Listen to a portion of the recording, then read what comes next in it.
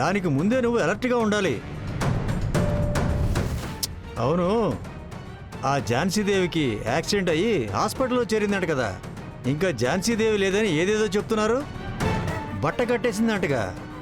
దానికి అసలు చావే రాదా ఏంటి? అంతేలే, ఆ ఝాన్సీ వయసులో ఉన్న చాలా మంది వీల్ చైర్లో తిరుగుతున్నారు కదయ్యా. కానీ ఈవిడ మాత్రం గంభీరంగా సింహంలా తిరుగుతుంది కదయ్యా.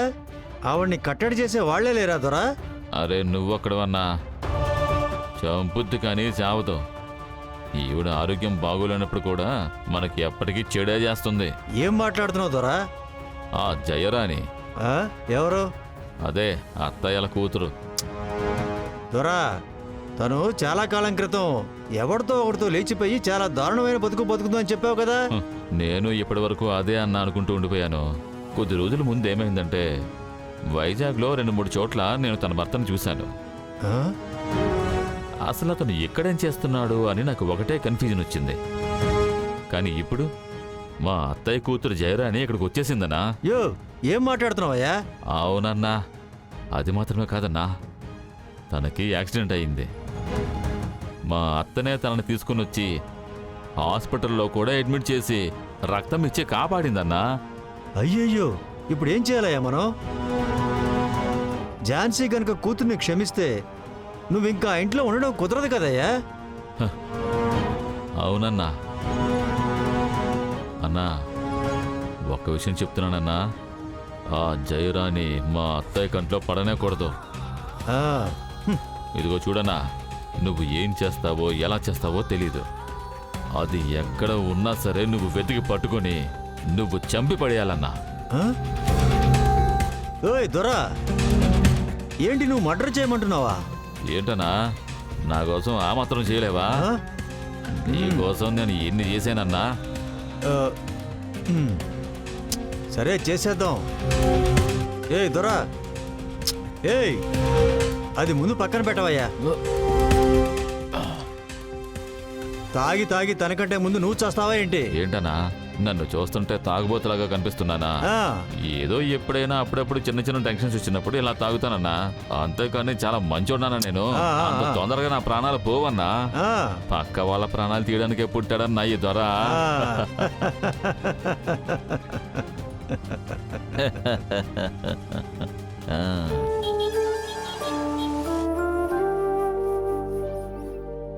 అమ్మా అమ్మా అమ్మా, ఏడవకమ్మా. చూసావా, అమ్మకి కోపం ఇంకా అలాగే ఉంది. అమ్మ నన్ను క్షమించనే లేదు. నన్ను చూస్తేనే ఏదో శత్రువుని చూసినట్టు అయిపోతుంది. అంతగా నేనేం పాపం చేశాను? నేనెవరికి ఏ అన్యాయం చేశాను? ఏ తప్పు చేయని నేనెందుకు ఈ శిక్ష అనుభవించాలి? ఇదంతా చూస్తుంటే నేనెందుకు బతుకుండాలనిపిస్తుంది. అమ్మా, ఏం మాట్లాడుతున్నావు? లేదు బంగారే, కన్న తల్లి బిడ్డల్ని హంతకులుగా చూసే కర్మ ఎవరికి పట్టకూడదు. మీ నాన్న గురించి నీకు తెలుసు కదా, చిన్న చీమ కూడా హాని చేసిందే లేదు. మా అన్నని చంపాలని చూశారంట. ఆయన హంతకుడా? అమ్మా ఏడవకమ్మా. ఝాన్సమ్మకి మన మీదున్న కోపం పోవాలంటే నాన్న మీద అభిప్రాయం పోగొట్టాలి. అప్పటి వరకు ఆవిడ అలాగే ఉంటారు. ఆవిడ ప్లేస్లో ఉండి ఒక్కసారి ఆలోచించమ్మా. ఝాన్సమ్మ మనసుని ఎవరో నాన్ననే మావయ్యని చంపడానికి ట్రై చేశారని నమ్మించేశారు. అలాంటప్పుడు ఝాన్సమ్మ నిన్నెలా క్షమిస్తుందమ్మా? జరిగిన దాంట్లో నాన్నది ఏ తప్పు లేదు అని మనమే ప్రూవ్ చేయాలి. అది ఎలాగా? ఎలా నిరూపించుకోవాలి? నాకేం అర్థం కావట్లేదు. అమ్మా, నీకు నేనున్నాను కదా. నా మీద ఝాన్సమ్మ నమ్మకం పెట్టుకున్నారు కదా, దాంతోనే మనం సాధించగలం. నువ్వు కొద్ది రోజులు ఓపిక పట్టు. ఇన్ని రోజులు దాక్కుని ఉంటున్నా నువ్వు ఇప్పుడు ఏకంగా మీ అమ్మని నేరుగా చూసి అయితే మాట్లాడావు కదా. ఏదో కొంచెమైనా మనసులో ప్రేమ ఉండడం వల్లే నిన్ను ఝాన్సమ్మ కాపాడారు. నువ్వు ధైర్యంగా ఉండమ్మా. ఖచ్చితంగా మీరు కలుస్తారు. ముందు నువ్వు తినమ్మా. వద్దు బంగారి. అమ్మా తినాలమ్మా, నేను వెళ్ళి భోజనం తీసుకొస్తాను. మర్యాదగా నువ్వు తిను. అమ్మా ఇదిగో. అమ్మా తినమ్మా. వద్దు బంగారి. తినమ్మా. నాకు ఆకలిగా లేదు బంగారి. అమ్మా తినమ్మా, మాత్రలు వేసుకోవాలి కదా. వద్దు బంగారి. సరే ఉండు, నేను నీకు తినిపిస్తాను.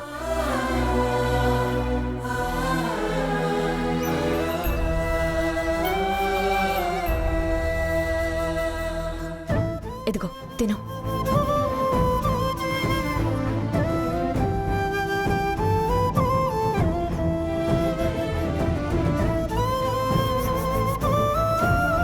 ఇదిగో.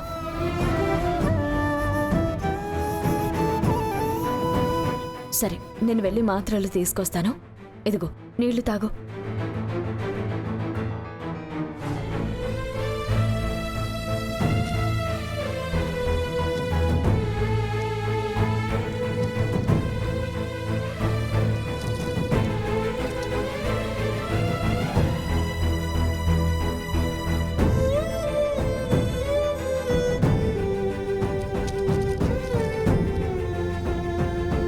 ఆంటీ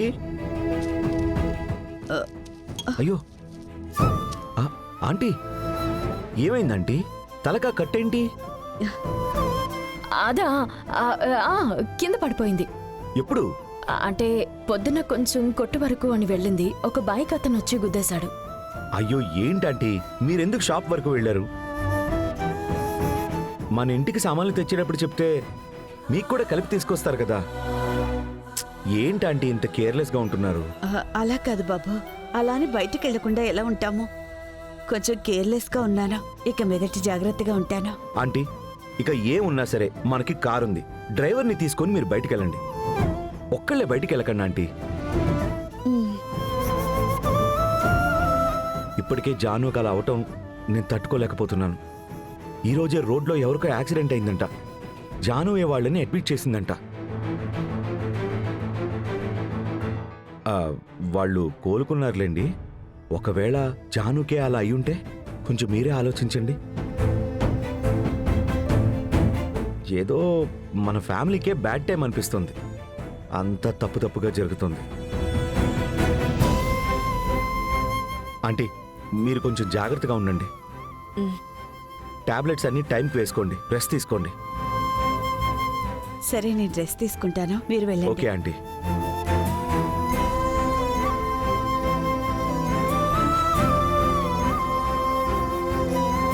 బంగారి ఆంటీకి దెబ్బ తగిలిందని ముందునే ఎందుకు చెప్పలేదు?